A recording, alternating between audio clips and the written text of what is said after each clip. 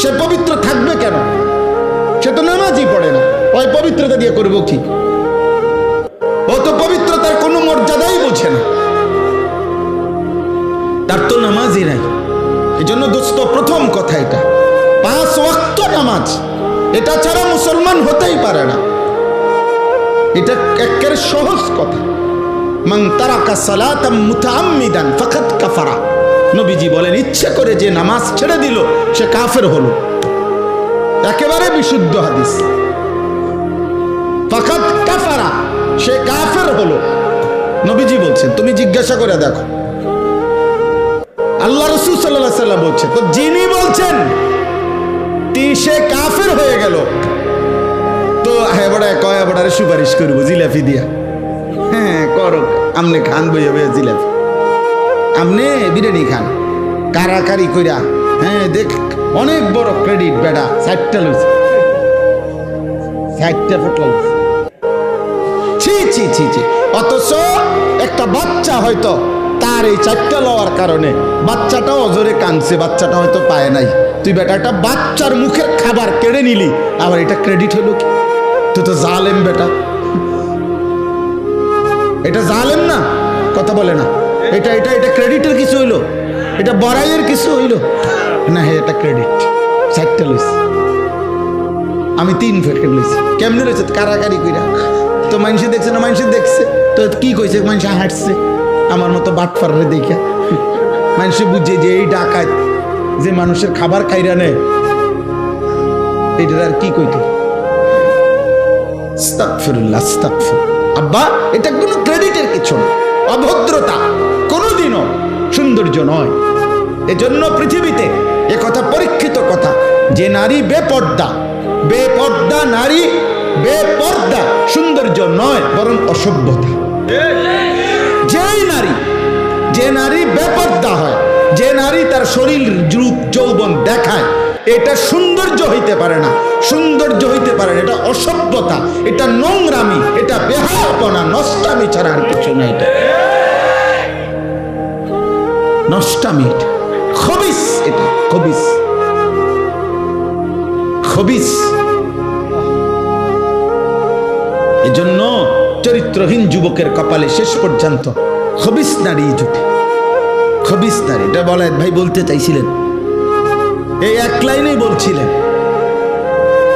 আমিও অনেক অসংখ্য অগণিত, হ্যাঁ বাবা, শত শত যুবক আমার জীবনে, আমি জানি আমার জীবনে অসংখ্য অগণ, সারা বাহিরের অসংখ্য প্রবাসী যুবক আমগো কাছে ভয়েস মেসেজ, এরপরে হোয়াটসঅ্যাপে মেসেজ, লিখিত এবং আপনার ভয়েসে পাঠা, এগুলো শুনি মাঝে মধ্যে। কিছু আমার উস্তাদ ছাত্র শোনে, হ্যাঁ, যারা দায়িত্ব দিয়ে রাখছি, এরা শুনে কি বলে, জীবন কত অশান্তির।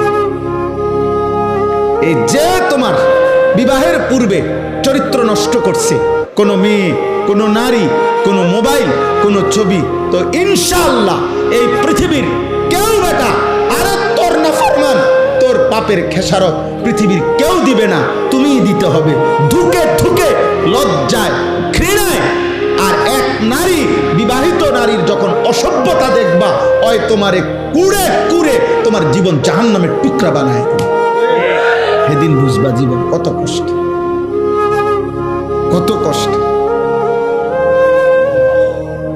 হ্যাঁ, এ কালকে আজকেও এক ছেলে বেলায় ভাই মোবাইলে বারবার কল দিতেছে বিদেশ থেকে, হুজুর আমি 1 মিনিট কথা বলতে চাই আপনার সাথে।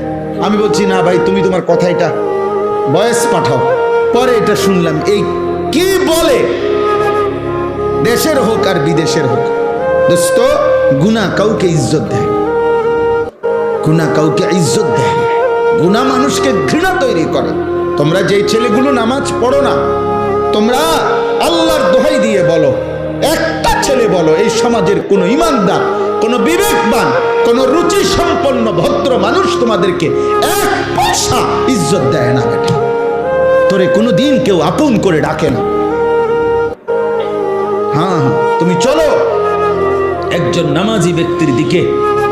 একজন যুবক, হ্যাঁ, স্কুলে পড়ে, এসএসসি, ইন্টারমিডিয়েট, ক্লাস 8-এ পড়ে, কিন্তু চেহারায় যার নামাজের চিহ্ন আছে, চেহারা সুরতে যার মধ্যে চরিত্রবানের নমুনা আছে, তারে পুরা স্কুল পুরা মহল্লাবাসী তাকে আদর করে, তাকে ভালোবাসে, মানুষ তাকে চিনে, যে ছেলেটা দেখতেই ভালো মনে হয়, ছেলেটাকে দেখতেই নামাজি মনে হয়।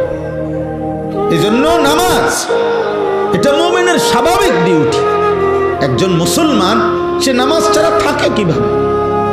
একজন মুসলমান সে নামাজ ছাড়া মুসলমান হয় কেমন? একজন মুসলমান সে নামাজ ছাড়া মুসলিম পরিচয় দেয় কেমনে? বেটা, আফসোস বেটা। এই জন্য 5 ওয়াক্ত নামাজ এখন থেকে শুরু করো, আজকের থেকে। তাইলে দেখা যাবে রমজান পর্যন্ত আল্লাহ তাআলা হায়াত দিলে রমজানের অতিরিক্ত নামাজ 20 রাকাত তারাবি আল্লাহ তাআলা দান করছেন।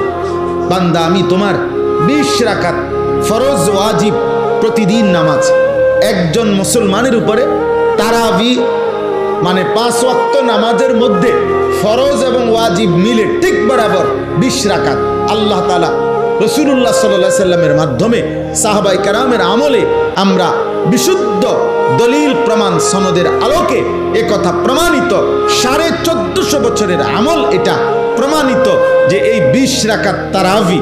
তাইলে 20 রাকাত ফরজ ওয়াজিব নামাজ আর 20 রাকাত তারাবি কেমনে আমি আগে বলি। 1 নাম্বার হলো ফজরের নামাজের ফরজ 2 রাকাত। কয় রাকাত? জোহরের ফরজ কয় রাকাত? 6 রাকাত। আসরের ফরজ কয় রাকাত? কয় রাকাত? 10। মাগরিবের ফরজ কয় রাকাত? 13 রাকাত। এশার ফরজ কয় রাকাত? কত হলো? 17। বিতিরের ওয়াজিব নামাজ কয় রাকাত? কত হইলো? হইল নি 20? একবার বরাবর 20 রাকাত। আর হাদিসের মধ্যে আছে ফরজ এবং ওয়াজিব এই 2 নামাজে যদি কারো কোনো ঘাটতি হয়, কমতি হয়, এই সুন্নত এবং নফল দ্বারা সেই ঘাটতি আল্লাহ পূরণ করে দেয়। এজন্য আজকের সারাদিনে বান্দা যেই 20 রাকাত 5 ওয়াক্ত নামাজের মাধ্যমে ফরজ ওয়াজিব আদায় করেছে, এই 20 রাকাত ফরজ এবং ওয়াজিবের মধ্যে যে ঘাটতি কমতি হয়েছে, যে ঘাটতি, তো আল্লাহ তাআলা রাত্রিবেলা 20 রাকাত তারাবির মাধ্যমে রমজানে তা পূরণ করে। এজন্য রমজানের গুনাহ, রমজানের কমতি, রমজানের ঘাটতি আরেক মাসে নেয় না, এই মাসেই এই মাসের ভেজাল সাইরা বান্দাকে আল্লাহ এই মাসেই মুত্তাকি বানাইয়া জান্নাতি বানায়। যে এই মাসের ঘাটতি সামনের মাসে পুরামু না, না এই মাসেই বান্দা এই ডেলিটা ডেলি হিসাব ক্লিয়ার। এই জন্য 20 রাকাত তারাবি। কয় রাকাত তারাবি? সবাই বলেন কয় রাকাত? হ্যাঁ, 20 রাকাত তারাবি। 20 রাকাত 1450 বছর ধরে হযরত ওমর রাদিয়াল্লাহু তাআলা আনহুর জামানায় একেবারে মসজিদে নববীতে প্রকাশ্যে ওমরের উপস্থিতিতে সাহাবায়ে কেরাম 20 রাকাত তারাবি পড়তেন। হযরত উবাই ইবনে কাব সাইয়্যিদুল কুররা, সমস্ত সাহাবাদের মধ্যে যিনি আল্লাহর কোরআন সবচেয়ে সুন্দর পড়তেন, উবাই ইবনে কাব, উনি 20 রাকাত তারাবি হযরত ওমরের জামানা থেকে তিনি তারাবি পড়াইতেন মসজিদে নববীতে। সাহাবায়ে কেরাম 20 রাকাত তারাবি পড়তেন। 1450 বছর ধরে উম্মতের সংখ্যাগরিষ্ঠ উলামায়ে কেরাম 20 রাকাতই তারাবি সারা পৃথিবীতে পড়ে থাকেন। অতএব 20 রাকাতই তারাবি। এর চাইতে কম, এর চাইতে বেশি যিনি বলে, আপনার দায়িত্ব হলো ওনার থেকে দলিল বুঝে নেওয়া, আমার দায়িত্ব না। আমি মসজিদে আজকেও বলছি, কেউ যদি বলে হুজুর অমুক হুজুরে আপনার কি ভুল বলছিনি, তা আমার প্রশ্ন হলো আপনি উনি ভুল বলছিনি এটা আমারে জিগাবেন কেন? আমি ভুল বলছি কিনা এটা না আমার থেকে বুঝে নিব। কথা বোঝেন নাই? আপনারা ওনারে আপনার হুজুর মনে হইলো, তা আমি কি বাস স্টেশনে টিয়া উঠাই নাকি? তো আমি কি মূলা বেচে আইছি নাকি? তো তাইলে আমি বুঝবো না কেন? আমার আপনার হুজুর মনে হইলো না কেন? এই জন্য এটা কোনো কথা না, বরং 1450 বছরের ওলামায়ে কেরাম সংখ্যাগরিষ্ঠ ওলামাদের এটাই কথা যে তারাবি কয় রাকাত? 20 রাকাত। অতএব প্রিয় ভাই, ছেলেরা, বাবা, তোমাদের কাছেও বলি, আব্বা, প্রতিদিন সারাদিন রোজা রাখবা, 5 ওয়াক্ত নামাজ পড়ো এবং রাত্রিবেলা ইহতেমামের সাথে 20 রাকাত তারাবি আদায় করো। আল্লাহ তৌফিক দান করেন। রাসূলুল্লাহ সাল্লাল্লাহু আলাইহি সাল্লাম বলেন, ওমান কামা রমাদানা ঈমানান ওয়া ইহতিসাবা গুফিরা লাহু মা তাকাদ্দামা মিন যামবি। রমজান মাসের রাতে যে ব্যক্তি তারাবি পড়লো আল্লাহর প্রতি ঈমান রেখে সওয়াবের আশায়, আল্লাহ এই তারাবির বরকতেও তার পিছনের সব গুনাহ মাফ করে দিবেন। এজন্য তারাবি অনেক গুরুত্বপূর্ণ, অনেক গুরুত্বপূর্ণ, অনেক গুরুত্বপূর্ণ। তারাবির নামাজের সাথে সাথে আল্লাহর কোরআন 1 খতম কমপক্ষে তারাবির নামাজে পড়া শোনা, এটা গুরুত্বপূর্ণ একটি সুন্নাত। এজন্য যুগ যুগ ধরে আল্লাহর কোরআনের তিলাওয়াত খতম আউলিয়ায়ে কেরাম, বুজুর্গানে দ্বীন, সাহাবা পরবর্তী জামানা থেকে উম্মতের উলামারা তারাবির নামাজের এই 20 রাকাতে ধারাবাহিক আল্লাহর কোরআনের খতম শুনতে থাকেন। আমাদেরও উচিত এদিকে যত্নবান হওয়া। আল্লাহ আমাদেরকে তৌফিক দান করেন। 3 নাম্বার ইফতার। ইফতার যেটা সারাদিন রোজা রেখে রোজা যখন ভাঙ্গে ওই টাইমটাকেই বলা হয় ইফতার। ইফতার একটি সুন্নাত আমল।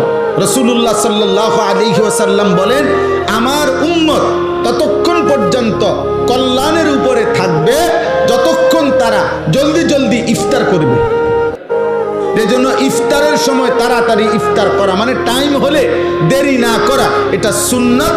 আর ইফতারের আগ মুহূর্তে দোয়ায় লেগে থাকা, এটা একটা গুরুত্বপূর্ণ সুন্নাত আমল এবং এই সময়ের দোয়া আল্লাহ তাআলা কবুল করেন। এই জন্য মা বোনদের উচিত, আমাদের সমাজের সবচেয়ে বেশি গাফলতি হইল মহিলাদেরকে ইফতারের পূর্বের এই দোয়ার সুযোগ দেওয়া হয় না। হয় মহিলা নিজে সুযোগটা নেয় না, অথবা পুরুষরা তাকে দিতে চায় না। মানে ইফতারের আজান দিয়া ফেলছে, মহিলা তখনও হয় পেঁয়াজু, নয় আলুর চপ, নয় বেগুনি, নয় একটা না একটা কিছু ভাজতেই থাকে, ভাজতেই থাকে। আহারে মা বোন, তো তোমার কি আখেরাত নাই? তোমার জীবন বুঝি এই পুরা রমজানটাও বুঝি এই আলুর চপে আর বেগুনিতেই চলে গেল? হ্যাঁ, এইভাবে শুধু পেঁয়াজুতে চলে গেল, এটা তো ঠিক না।